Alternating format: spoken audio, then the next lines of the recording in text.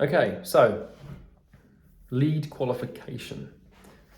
It's a very shiny topic and a lot of people like to talk about it. The market is wrong, right?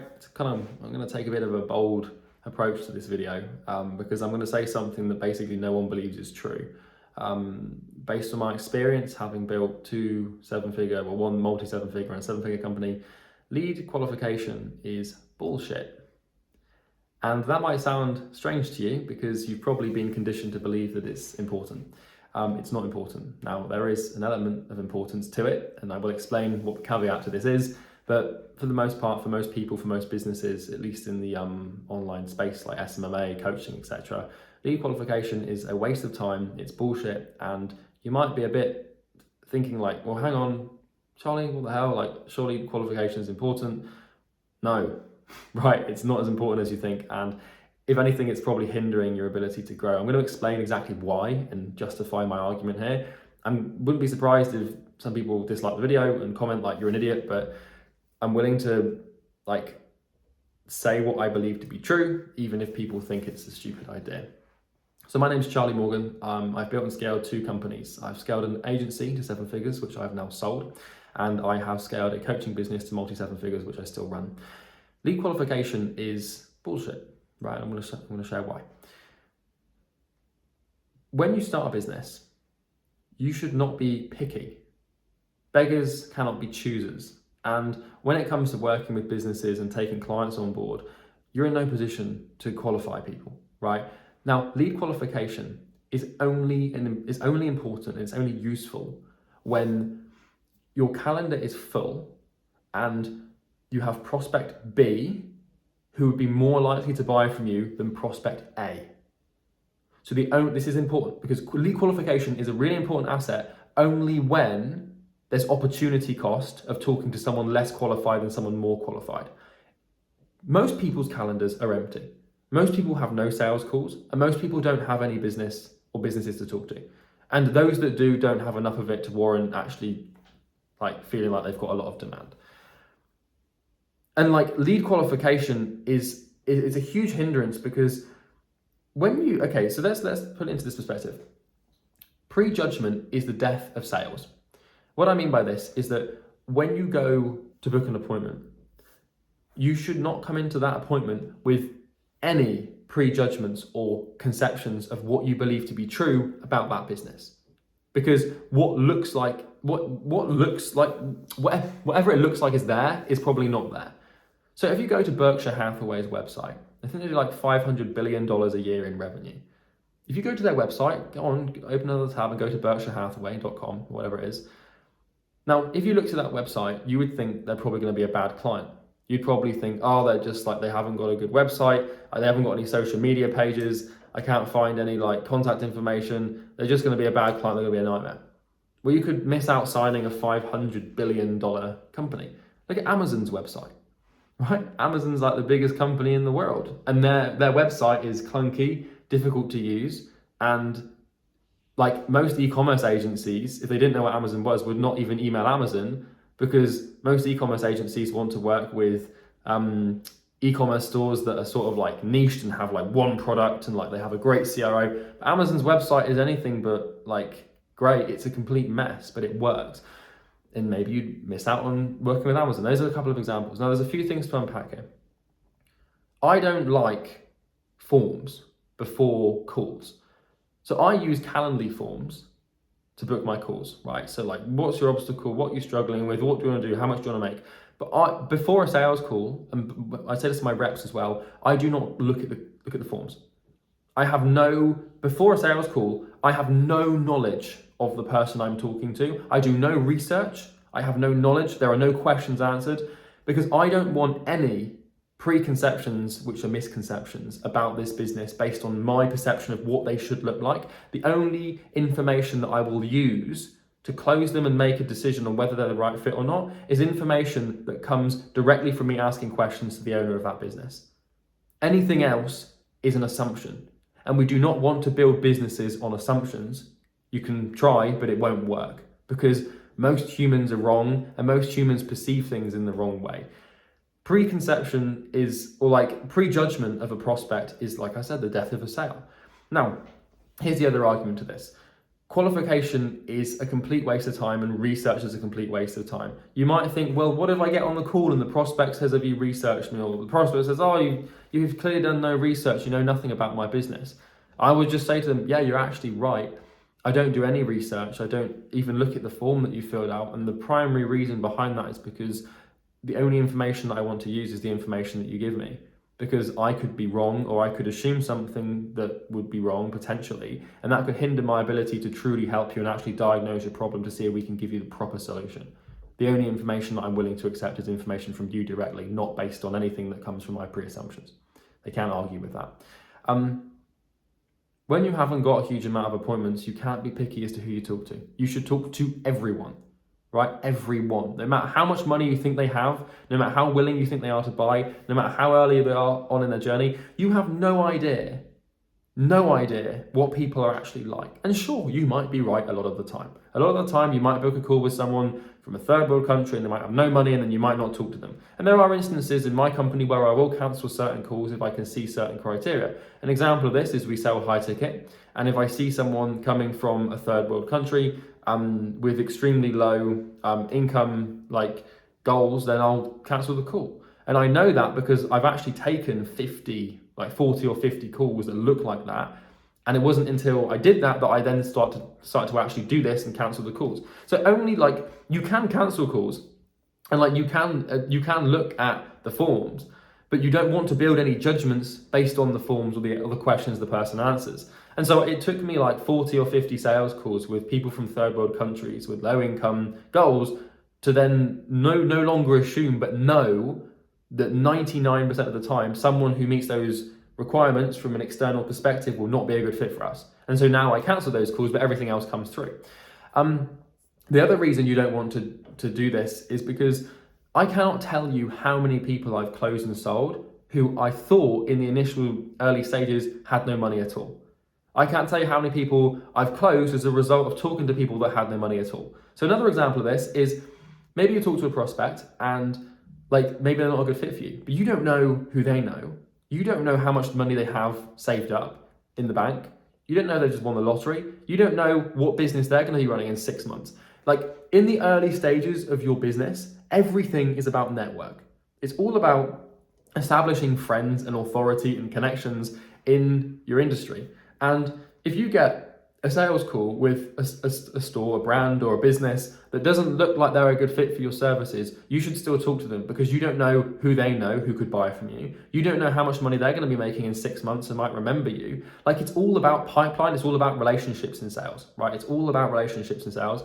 And you are in no position to turn down people. Now, like I said, the only caveat to this, the only time I will cancel calls is if my calendar is full and a call comes along, or when people come along that look like they're not qualified, then I'll cancel them so people that are more qualified do come in. But usually we just get another rep because I know that I've literally taken pretty much every single sales call that's ever been booked for me over the last 5 years. I think I've done about 2,500 sales calls, 2,300 sales calls, something like that. And even when I'm taking every single sales call, my conversion rate still sits at 40%. And everyone's like, oh, but I don't want to waste my time. And it's dude, what do you mean waste your time? You're building a relationship with and talking to someone who could potentially buy from you. But even if they can't, it's someone in your industry who might hold authority or who might be able to introduce you to other people. You have no idea. You don't know. You're assuming, and assumptions are a recipe for disaster in business. So you want to talk to everyone, no matter how unqualified they may seem. You're not wasting your time. Be real with yourself. What else are you going to be doing that could be more important than booking a call and doing a call with someone that could actually potentially purchase with you, even if there's a 5% to 1% chance of them buying? It's still important you do it because sales calls are the single most important activity to the growth of your enterprise. And even if those sales calls are with people that might not resemble the perfect fit on paper, why would you cancel the call? What else are you going to do that's more important than that call? I don't know, nothing, right? So moral of the story is try this for 30 days, right? Don't take my word as gospel because I understand that this is a contrarian stance to the sort of most people's perspective on how this works. But trust me, you'll be very surprised. And this is the other thing, when you start the sales call, drop all assumptions about the prospect. If you think they haven't got the money to buy, drop the assumption. If you think they've got the money to buy, drop the assumption. Don't assume they're great. Don't assume they're worse. Actually, you can basically, I do every single sales call assuming the prospect has like $1 million in cash. Even if they don't, and I know that's delusional and not true, like if you have a assumption or prejudgment about the prospect from their form, from the questions they've told you in the early stages, and you go to pitch them and you think they haven't got any money, then your pitch will be in accordance to that assumption and that belief, and then your conviction will drop, and the way you pitch will drop, and you will achieve the outcome that you believe that should have happened in the first place. So it genuinely is the case that qualification and assumption and judgment prior to the call or even during the call is the death of most sales. I've signed people up for $7,000 programs that are making $1,000 a month. I've signed gyms up for our 10 grand consulting deals for gyms that are just getting started. Likewise, I've signed gyms up that are huge, and I've signed gyms up that don't have much money. Or I've signed agency owners that are from the third world. I've signed agency owners for our program that seemingly have no money at all. Don't make assumptions or judgments. I know you want to, and I know you don't like doing sales calls and feel uncomfortable and want every excuse you can to get out of them, right? But it's so important that you go into every call with an open mind and a clean slate. You let go of this qualification thing. The worst thing that can happen, right, as well, by the way, is for you to make an assumption about the prospect, for that assumption to be true, and then for you to confirm this stupid loop. Right, it's a feedback loop where you're like, he doesn't look qualified, and then he doesn't buy, I knew he wasn't qualified. And then now that reinforces you to think that you're clever and smart, so that you're going to be more accurate with people who aren't qualified. But the reason that most people don't buy is not because of how qualified they are, but it's actually because that you thought he wasn't going to buy, so you made it so he didn't, right? So if you think that someone can't buy, you will make it so that they can. It's in psychology, it's called praxis. Basically that's behaving in accordance with your belief. It's kind of impossible for human beings to behave or act in a way that isn't in accordance with what they believe to be true. And if you believe someone can't buy from you, then you will make it so that they can. But then you'll think that you're right about your pre-assumptions, which will then feed back into more pre-assumptions, which will feed back into more shit and no closes. All because you didn't want to waste your time.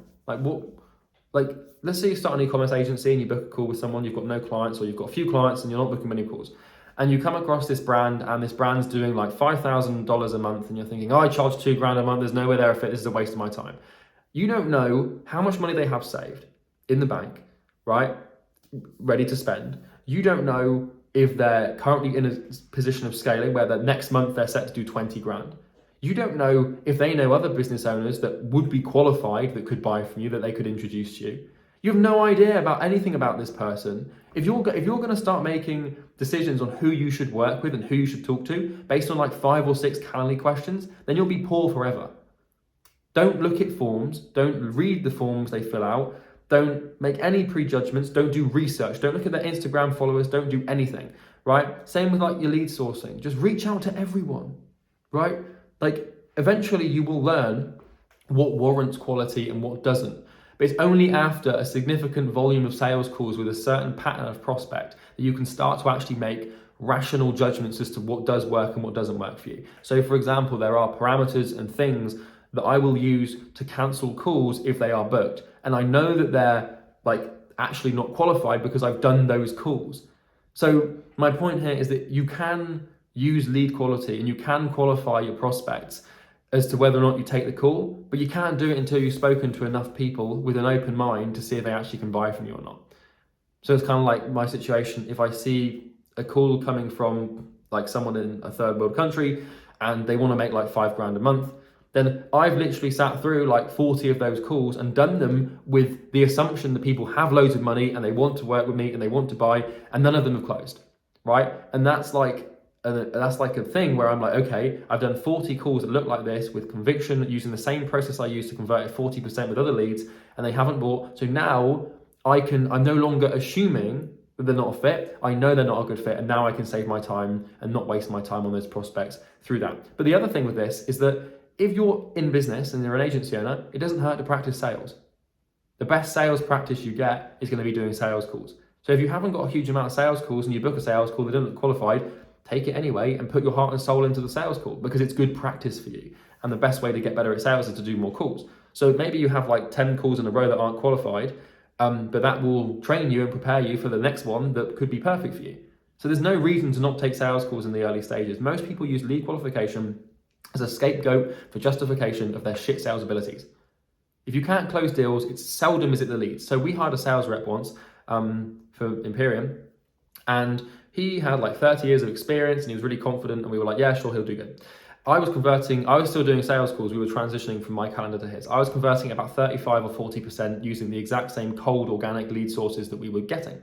And this guy came on and he didn't sell a single person over 30 calls, and he kept blaming the leads. He was like, oh, the leads don't want to make a decision, or the leads don't have the money, or these people aren't qualified. And I was like, well, I've been doing the same calls as you from the same source, and I've been converting at 40%. So do we think it's the process and the person or the actual lead quality? And he was like, no, it's the quality. I should be able to, I can sell, I'm fine. I'm like, you're an idiot. It doesn't work like that. So if your calls aren't closing, never, ever, ever, ever, ever, ever, ever, ever, ever, ever point to the prospect.